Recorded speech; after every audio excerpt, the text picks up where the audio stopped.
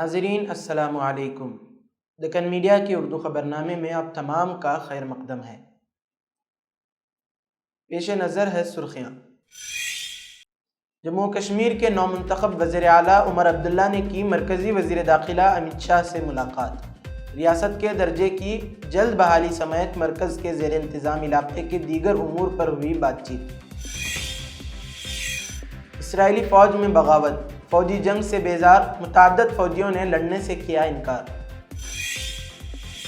شاہی عیدگاہ مسجد تنازع پر supreme court جانے کی تیاری میں ہے مسلم فریق، ہائی کورٹ سے درخواست مسترد ہونے کے بعد فیصلہ۔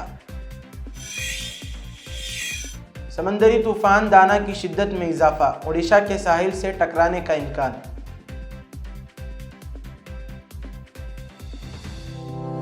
زندگی انمول ہے اور اس کی حفاظت ہمارا فرض، اور ہم اپنے فرض کو نبھاتے ہیں ذمہ داری سے۔ مسلم جنرل ہاسپٹل اب آپ کے تمام بیماریوں کا علاج ایک ہی چھت تلے۔ ہمارے ماہر ڈاکٹرز کی ٹیم اور اعلیٰ تربیت یافتہ staff world class health technology کے ساتھ 24 گھنٹے ایمرجنسی خدمات بھی موجود۔ Cardiology, diabetology, dermatology, gynaecology, pulmonology, neurology, neurology, orthopaedics, physiotherapy, paediatrics, general and laparoscopic surgery, ENT جیسی اور بھی سروسز بھی موجود ہیں۔ ہر طرح کے اسکینز اور ٹیسٹ کے لیے ایڈوانس لیبارٹریز بھی مناسب قیمتوں پر دستیاب ہے۔ آپ کی بہتر صحت ہماری پہلی ترجیح۔ مسلم جنرل ہاسپٹل، ٹوری چوکی، حیدرآباد۔ اب خبریں تفصیل سے۔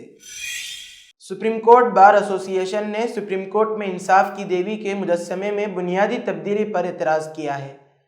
سپریم کورٹ بار ایسوسی ایشن نے اس تبدیلی کے خلاف متفقہ طور پر قرارداد منظور کر لی ہے۔ قابل ذکر ہے کہ سپریم کورٹ میں ججز کی لائبریری میں انصاف کی دیوی کا نیا 6 فٹ اونچا مجسمہ نصب کیا گیا ہے۔ سفید روایتی لباس میں ملبوس انصاف کی دیوی کے نئے مجسمے کی آنکھوں پر پٹھی بھی نہیں ہے اور اس کے سر پر تاج ہے۔ SCBA سپریم کورٹ بار ایسوسی ایشن کے صدر کپل سبل اور ایگزیکٹو کمیٹی کے دیگر ممبران کی طرف سے دستخط کردہ قرارداد میں اس جگہ پر مجوزہ میوزیم پر بھی اعتراض کیا گیا ہے، جہاں اس نے بار کے ممبروں کے لیے ایک کیفے لاؤنج کی تجویز دی ہے۔ قرارداد میں کہا گیا ہے کہ سپریم کورٹ بار ایسوسی ایشن کی ایگزیکٹو کمیٹی نے مشاہدہ کیا ہے کہ حال ہی میں عدالت نے بار سے مشورہ کیے بغیر اپنے لوگوں اور انصاف کی دیوی کے مجسمے میں یک طرفہ طور پر کچھ بنیادی تبدیلیاں کی ہیں۔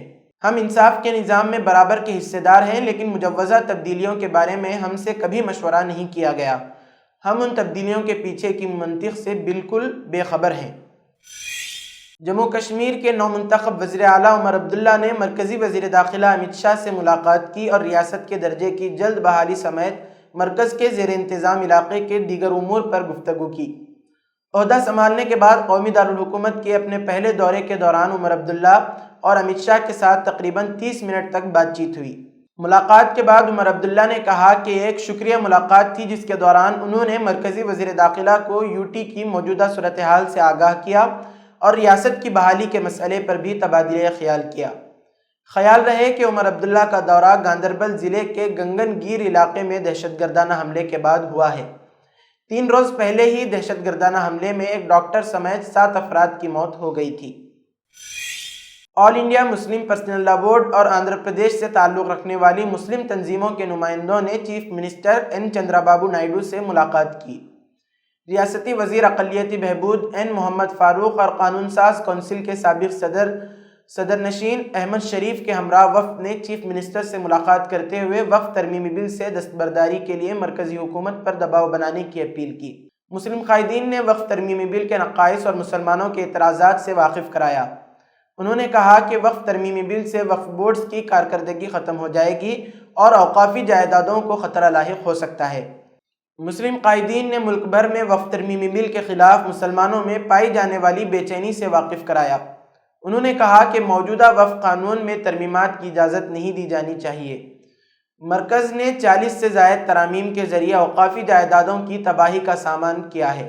نمائندہ مسلم وفد نے چندرا بابو نائیڈو سے اپیل کی کہ پارلیمنٹ میں وقف ترمیمی بل کی مخالفت کی جائے۔ چندرا بابو نائیڈو کو ایک تفصیلی یادداشت پیش کی گئی جس میں وقف ترمیمی بل کے نقائص سے واقف کرایا گیا۔ چندرا بابو نائیڈو نے اس مسئلے کا جائزہ لیتے ہوئے مناسب فیصلہ کرنے کا تیقن دیا۔ انہوں نے یقین دلایا کہ ان کی پارٹی اقلیتوں کے مفادات کی نگہبانی کرے گی کیونکہ تلگو دیشم سیکولرزم پر اٹوٹ ایقان رکھتی ہے۔ ملک میں مسلمانوں کے خلاف مذہب کی بنیاد پر حملے، بدسلوکی اور جبراً مذہبی نعرے لگوانے کے واقعات بڑھتے جا رہے ہیں۔ مسلمانوں کو ان کی شناخت دیکھ کر نشانہ بنایا جا رہا ہے۔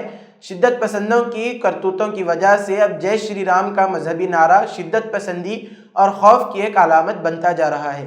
تازہ معاملہ اتر پردیش کے غازی آباد کا ہے، جہاں ایک سوسائٹی میں مسلم شخص کے ساتھ بدسلوکی کی گئی اور اسے جبراً جے شری رام کا نعرہ لگانے کا دباؤ ڈالا گیا۔ میڈیا رپورٹس میں بتایا جا رہا ہے کہ ایک مولانا پر جے شری رام کا نعرہ لگانے کا دباؤ ڈالا گیا۔ اس معاملے میں مولانا نے یہ کہتے ہوئے تھانے میں شکایت درج کرائی ہے کہ لفٹ میں ایک شخص نے انہیں روک لیا اور جے شری رام کا نعرہ لگانے کو کہا۔ رپورٹ کے مطابق اس معاملے میں پولیس نے کیس درج کر منوج نامی ملزم کو بروز بدھ کو گرفتار کر لیا ہے۔ معاملہ 22 اکتوبر کا بتایا جا رہا ہے۔ متاثرہ شخص کا نام مولوی محمد عالمگیر ہے۔ ان کا کہنا ہے کہ وہ پنچشیل ویلنگٹن سوسائٹی میں بچوں کو ٹیوشن پڑھانے جاتے ہیں۔ سوسائٹی میں وہ ٹاور 5 کے ایک فلیٹ میں بچوں کو اردو پڑھاتے ہیں۔ عالمگیر کا دعویٰ ہے کہ منگل کو جب وہ وہاں پہنچے تو لفٹ میں ایک شخص نے پوچھ تاچھ شروع کر دی۔ اس نے کہا، ملا تمہارا یہاں کیا کام ہے؟ پھر اس نے جے شری رام کا نعرہ بھی لگانے کو کہا۔ مولوی عالمگیر نے اس معاملے میں پولیس کو تحریری شکایت دی ہے۔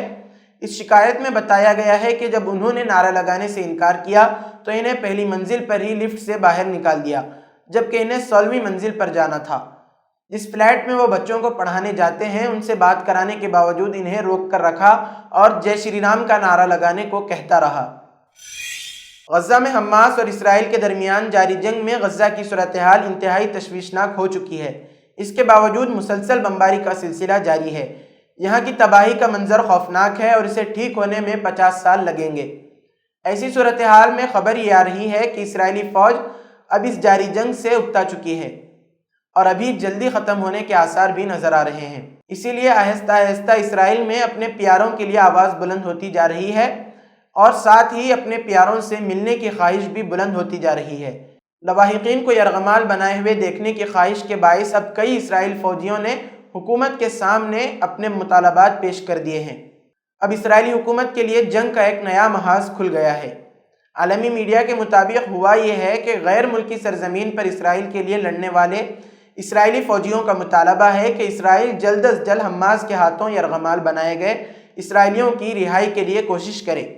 ان فوجیوں نے مطالبہ کیا کہ حکومت جلد از جلد اسرائیلی عوام کی رہائی کے لیے ایک معاہدے پر دستخط کرے۔ اس حوالے سے اسرائیل میں ایک مہم چلائی جا رہی ہے۔ اس مہم کے تحت ایک عوامی میمورنڈم تیار کیا گیا ہے۔ اس یادداشت پر دستخط کرنے کے لیے فوجیوں کو مدعو کیا گیا ہے۔ اب آہستہ آہستہ بہت سے فوجی اس مہم میں شامل ہو رہے ہیں۔ اب تک 150 سے زائد فوجی اس مہم کا حصہ بن چکے ہیں۔ ان فوجیوں کا کہنا ہے کہ اگر یرغمالیوں کی رہائی کے لیے کوئی ڈیل نہ کی گئی تو وہ لڑائی سے انکار کر دیں گے۔ ان فوجیوں میں کچھ خواتین فوجی بھی شامل ہیں۔ یہ میمورنڈم ملک کے وزیر اعظم بنجامن نیتن یاہو، وزیر دفاع یو گیلانٹ، آرمی چیف ہرزی ہلیوی اور حکومت کے بعض ارکان کو لکھا گیا ہے۔ اس میں واضح مطالبہ ہے کہ جنگ ختم کی جائے۔ اس میں کہا گیا ہے کہ ہم ریزرو فعال فوجی افسران اور اعلان کرتے ہیں کہ ہم ایسی جنگ جاری نہیں رکھ سکتے۔ غزہ میں جاری جنگ ہمارے یرغمال بھائیوں اور بہنوں کے لیے موت بن رہی ہے۔ آج حیدرآباد کے پریس کلب میں منعقدہ پریس کانفرنس میں ڈاکٹر کمار باموسیف اور سماجی کارکنوں نے تلنگانہ میں بڑھتے ہوئے فرقہ وارانہ تشدد پر سخت تشویش کا اظہار کیا اور کہا کہ کانگریس کے اقتدار کے ایک سال میں تلنگانہ میں 20 سے زیادہ فرقہ وارانہ واقعات ہوئے، جن میں مشنری اسکول اور مساجد پر حملے شامل ہیں۔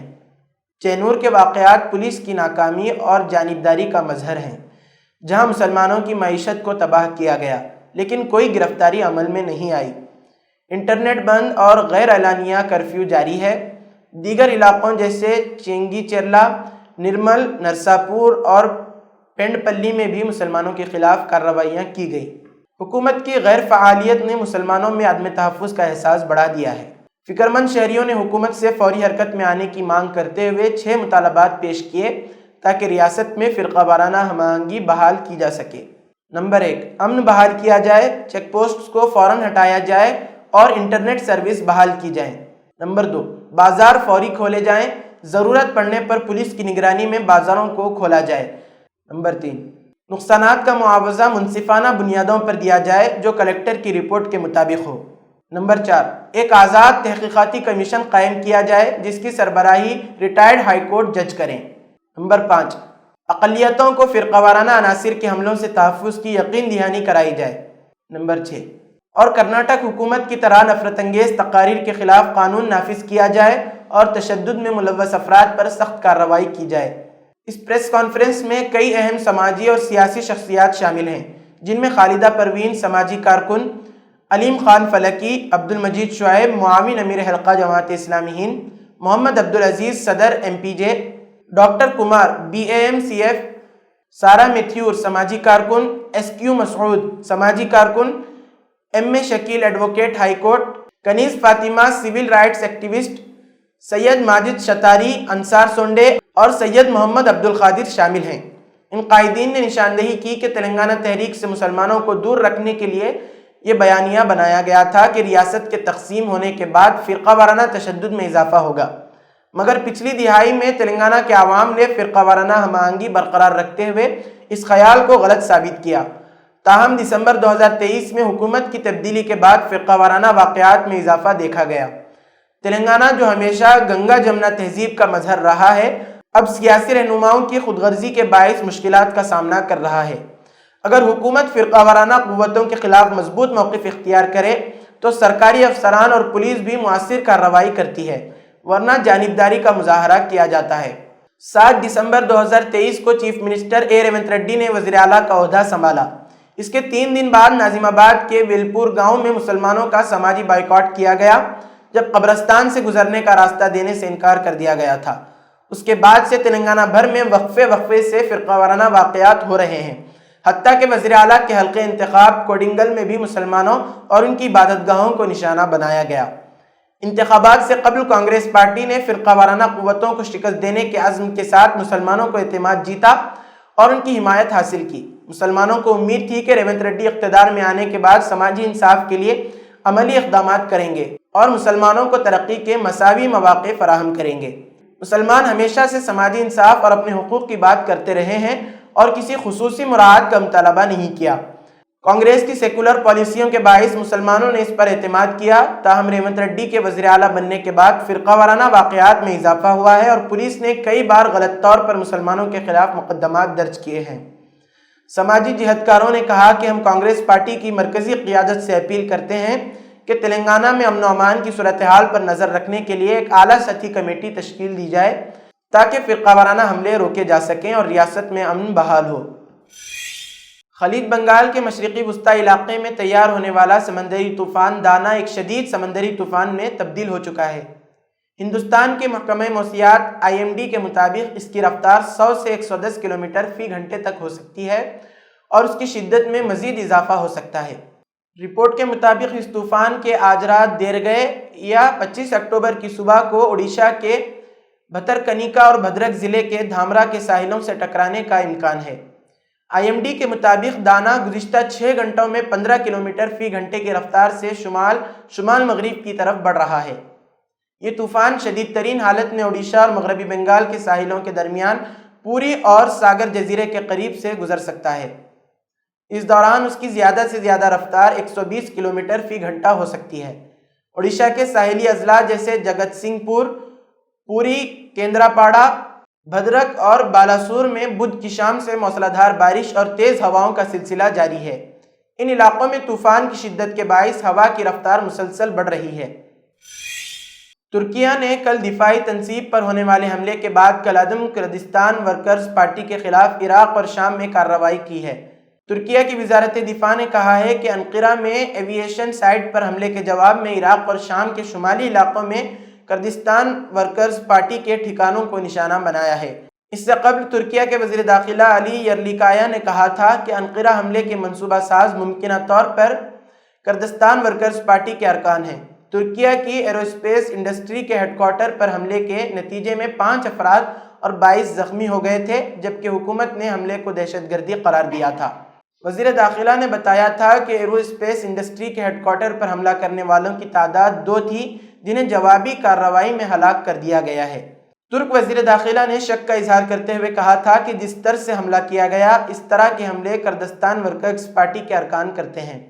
البتہ حملہ آوروں کی شناخت اور شواہد جمع کرنے کے بعد مزید معلومات کا تبادلہ کیا جائے گا۔ جامعہ ملیہ اسلامیہ ایک بار پھر سرخیوں میں ہے۔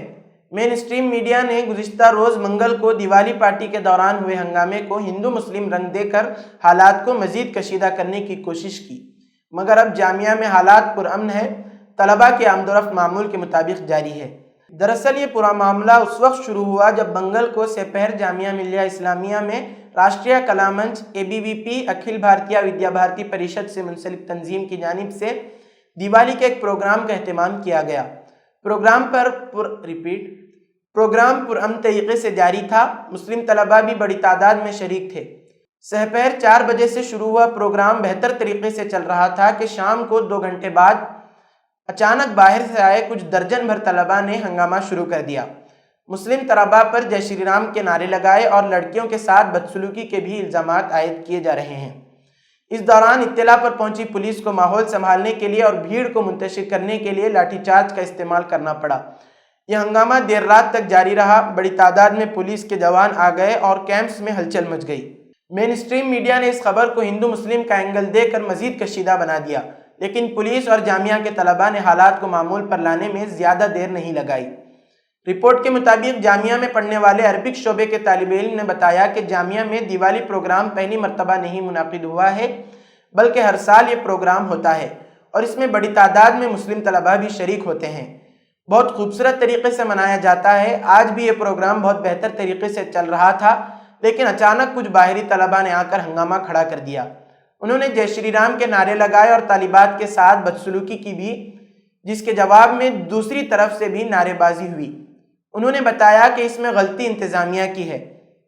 عام دنوں میں طلباء کو بغیر آئی کارڈ کے اندر داخل نہیں ہونے دیا جاتا، لیکن آج اتنے سارے باہری طلباء کیمپس میں کیسے آ گئے؟ SFI کی JMI یونٹ، برادرانہ تحریک اور NSUI نے ہندوتوا طلباوین کی کارروائیوں کی مذمت کرتے ہوئے اسے کیمپس میں امن کو خراب کرنے کا ذمہ دار ٹھہرایا۔ برادرانہ تحریک اور SFI نے تقریب کی اجازت دینے پر یونیورسٹی انتظامیہ کو تنقید کا نشانہ بنایا، جس کا نتیجے کی صورت میں نکلا۔ اس واقعے کی ایک ویڈیو سوشل میڈیا پر وائرل ہوئی جس میں طلباء نے فلسطین زندہ باد اور اللہ اکبر کے نعرے لگائے۔ SFI نے ایک بیان میں دعویٰ کیا کہ تہوار کی آڑ میں یہ لوگ اپنے مقامی غنڈوں کے گروہ کے ساتھ آئے، جنہوں نے خواتین مسلم طالبات کے ساتھ بدتمیزی کرتے ہوئے ان کے سامنے جے شری رام جیسے فرقہ وارانہ نعرے لگائے۔ جب یونیورسٹی کے کچھ حقیقی طلباء نے ان کے رویے پر اعتراض کیا تو ان غنڈوں نے ان کے ریاستی رہنماؤں کی قیادت میں طلباء پر وحشیانہ تشدد کیا۔ SFI کے بیان میں مزید کہا گیا ہے کہ ایڈمن کو جواب دینا چاہیے کہ انہوں نے اس طرح کے پروگرام کو کیسے اور کیوں منظور کیا، جبکہ عام طلباء کو ریڈنگ سرکل کرنے کی بھی آزادی نہیں ہے۔ متھرا میں جاری شاہی عیدگاہ مسجد شری کرشن جنم بھومی تنازع میں مسلم فریق کو جھٹکا لگا ہے۔ الہ آباد ہائی کورٹ نے بدھ کو شاہی عیدگاہ کمیٹی کی درخواست کو مسترد کر دیا، جس میں 15 کیسز کو ایک ساتھ سننے کے فیصلے پر اعتراض کیا گیا تھا۔ عدالت نے قرار دیا کہ تمام کیسز ایک ہی مسئلے سے متعلق ہیں، اس لیے ان کی مشترکہ سماعت مناسب ہے۔ شاہی عیدگاہ کمیٹی کے سیکریٹری تنویر احمد نے فیصلے پر رد عمل دیتے ہوئے کہا کہ انہیں ابھی تک عدالت کا حکم موصول نہیں ہوا، لیکن جیسے ہی حکم کی نقل حاصل ہوگی وہ سپریم کورٹ میں اپیل کریں گے۔ انہوں نے مزید کہا کہ الہ آباد ہائی کورٹ میں 16 اکتوبر کو بحث مکمل ہو گئی تھی اور وہ سپریم کورٹ میں اس فیصلے کو چیلنج کریں گے۔ یہ تنازعہ 2024 میں اس وقت شدت اختیار کر گیا جب مسلم فریق نے 11 جنوری 2024 کے عدالتی فیصلے کو چیلنج کرتے ہوئے درخواست دائر کی تھی۔ مسلم فریق کا موقف تھا کہ ان 15 کیسز میں مانگی گئی راحتیں مختلف اور غیر متعلقہ ہیں، لہٰذا ان کی ایک ساتھ سماعت مناسب نہیں ہوگی۔ تاہم ہائی کورٹ نے اس دلیل کو مسترد کرتے ہوئے کہا کہ تمام کیسز شری کرشن جنم بھومی سے جڑے ہوئے ہیں۔ شری کرشن جنم بھومی کے فریق اور شری کرشن جنم بھومی مکتی نیاز کے صدر مہندر پرتاپ سنگھ نے کہا کہ یہ کیس ماضی میں مغل بادشاہ اورنگزیب کے دور میں بنائی گئی شاہی عیدگاہ مسجد کے مقام پر ہے، جسے ہندو فریق کے مطابق شری کرشن کے جنم استان پر بنایا گیا تھا۔ دوسری جانب شاہی عیدگاہ کمیٹی اور UP سنی سینٹرل وقف بورڈ نے اس دعوے کو مسترد کر دیا ہے۔ خیال رہے کہ مسلم فریق کی طرف سے پیش ہونے والے سپریم کورٹ کے وکیل نے دلیل دی تھی کہ تمام مقدمات کو ایک ساتھ جوڑنے سے وہ تمام مقدمات کی مخالفت کے حق سے محروم ہو جائیں گے۔ اس سے قبل 1 اگست 2024 کو جسٹس جین نے مسلم فریق کی درخواستوں کو مسترد کر دیا تھا، جس میں ہندو فریقین کی طرف سے دائر مقدمات کے میرٹ کو چیلنج کیا گیا تھا۔ آج کے لیے فی الحال اتنا ہی، کل پھر ہوگی ملاقات نئی خبروں کے ساتھ۔ دیجیے اجازت، اللہ حافظ۔